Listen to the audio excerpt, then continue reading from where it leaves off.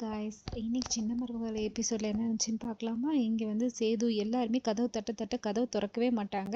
ராஜாங்க சொல்லுவாங்க, சேது பேசாமல் கதவு உடடான்னு சொல்லிட்டு கரெக்டாக சேது கதவை உடைக்கும் போது கரெக்டாக கதவு திறந்து 2 பேரும் வந்துடுவாங்க. வந்து நீ என்ன தான் பண்ணிட்டு இருக்கீங்க 2 பேரும் உள்ளே இவ்வளோ நேரம் ஆச்சுன்னு சொல்லிட்டு எல்லாரும் கேட்க ஆரம்பிச்சிருவாங்க. அப்போ சாவித்திரி கம்மன் அமைதியாகவே இருப்பாள். தாமரை வந்தோடனே எல்லாருக்கும் ஒரே ஷாக் ஆகிடும். தாமரை கழுத்தில் தாலி இருக்கும். அதை பார்த்தோன்னே எல்லாரும் கையொம்மையன்னு கத்த ஆரம்பிச்சுட்டு, என்னடி கழுத்தில் தாலியோட வந்திருக்க, எவன்டி உங்கள் கழுத்தில் தாலி கட்டினது சொல்லிட்டு பாட்டி கத்த ஆரம்பிச்சிருவாங்க. எல்லாருமே இதுவானோடனே, சாவித்திரி நீ என்ன நினச்சி நிற்கிறீங்க, என் பொண்ணை கல்யாணம் பண்ணது கோடியில் ஒருவர் கோடீஸ்வரர்னு சொல்லிட்டு ஆவுன்னு சொன்னோடனே, யார் தாண்டி அவன் வெளில வர சொல்லுன்னு சொன்னோடனே காமேஷ் பிச்சைன்னு கூப்பிடுவாங்க. இவர் வந்து உலக கோடீஸ்வரர்ல ஒருத்தர்.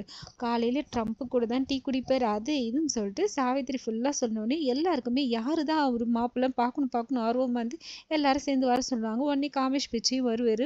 வந்த உடனே பாட்டியே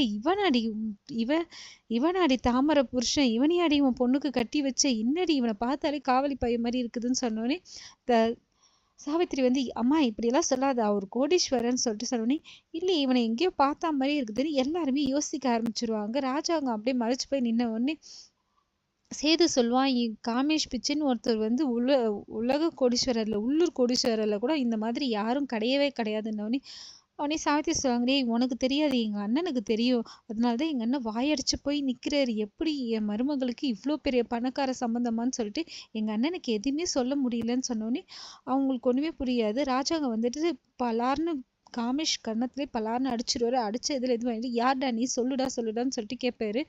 அவர் வந்து காமேஷ்க்கு வந்து ஒன்றுமே புரியாது. ஏங்க நீங்கள் அடிச்ச அடியில் காது ஒயின்னு இருக்குதுங்க இருங்கன்னொடனே பிச்சைக்கார கூட்டம் ஃபுல்லாக வந்து, டேய் காமேஷு உனக்கு கல்யாணமாடா, ஏன்டா எங்களை கூப்பிடவே இல்லை, இங்கே யாருமே நான் அப்போவே சொன்னேன் உனக்கு கல்யாணம் வந்து எங்களை உள்ள விட சொன்னேன், யாருமே கோயில் உள்ளேயே எங்களை சேர்க்க மாட்டேன்னு சொல்லிட்டாங்க, இவ்வளோ நேரமாக வெளியில தான் உட்காந்துருந்தோம், இப்போ தான் உள்ள பிரச்சனைன்னு சொல்லிட்டு வந்தோம், வந்து பார்த்தா நீ கல்யாணம் ஆயிடுச்சான்னு சொன்னோன்னே, கல்யாணம் ஆயிடுச்சு சித்தப்பு, இதுதான் என் பொண்டாட்டி பாருன்னு சொன்னோன்னே எல்லாருக்கும் ஒன்றுமே புரியாது.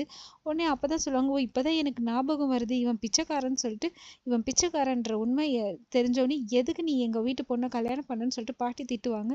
இந்த மாதிரி தாமரையை நான் ஒன் சைடாக லவ் பண்ணேன், அவங்க கிடைக்கணும்னா நான் பணக்காரனாக இருந்தால் தான் முடியும்னு சொல்லிட்டு தான் நான் பணக்கார வேஷம் போட்டு இந்த மாதிரியெல்லாம் பொய் சொல்லி கல்யாணம் பண்ணேன்னு சொல்லிட்டு எல்லா உண்மையும் சொல்லிடுவான். சொல்லிட்டு எல்லாருக்கிட்டையும் மன்னிப்பும் கேட்பான். இதெல்லாம் கேட்டு எல்லாரும் கடுப்பாய் திட்டுவாங்க. தாமரை ஒரு கட்டத்தில் கத்த ஆரம்பிச்சிடுவான். அதோட இன்னைக்கு எபிசோட் முடியுது. மறுபடியும் நாளைக்கு எபிசோடில் பார்க்கலாம். தேங்க்யூ.